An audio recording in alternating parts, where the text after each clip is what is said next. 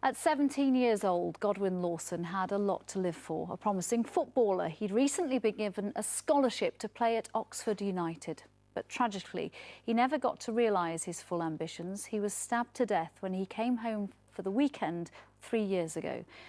In memory of their son, his parents created a charity to try and change gang culture in London. Tonight, they'll be giving awards to the teenagers who've taken part. Well, earlier I spoke to two of them, Dominic Sobers and Giovanni Winter, and Godwin's mother, Yvonne. Yvonne, the boys have been working with you with the charity for a few months now. Why did you decide to honour their achievements tonight, so soon into their work, I suppose? I think it's really important to acknowledge what they've done, even if it's for a day, because it's a big achievement, and for them to have something to aspire to, it's really crucially important that we acknowledge what they've achieved. Giovanni, Godwin went to your school, his brother still goes to your school. When you were approached to get involved, were you keen to do that? Yeah, definitely, because Otis is a good friend of mine, really. And that's Godwin's brother, yeah, Godwin's little brother. And after speaking to Otis about the programme, I was really keen, you know, anything to help the family get over, you know, because it's not an ordinary thing. No one should have to go through that kind of thing. So, of course, I jumped at the opportunity. Dominic, what sort of things have you been learning about? Leadership skills, how to communicate well with people that you don't normally associate yourself with. And has it changed the way that you think?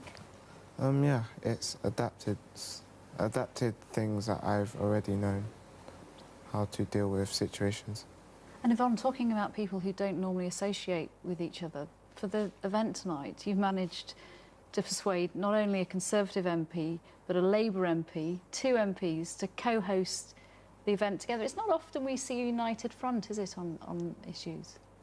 Yeah, I think they've done really well to put the political issues aside and tackle a very important issue that's crucially, I think they're both passionate about knife crime, and obviously coming together to acknowledge the youth and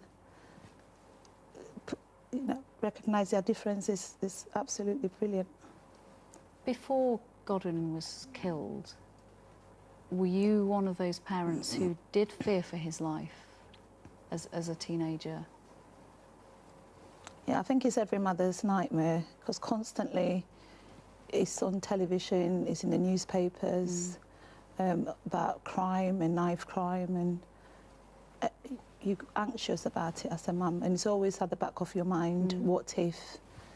Giovanni, in terms of adults, we are very shocked to hear that carrying weapons is quite normal and that teenagers kill each other if they're in rival gangs or they have disagreements. Is there a sense with people, some of the people you know, perhaps in your school or outside of school, that as a teenager that is just the norm, that some people will have knives?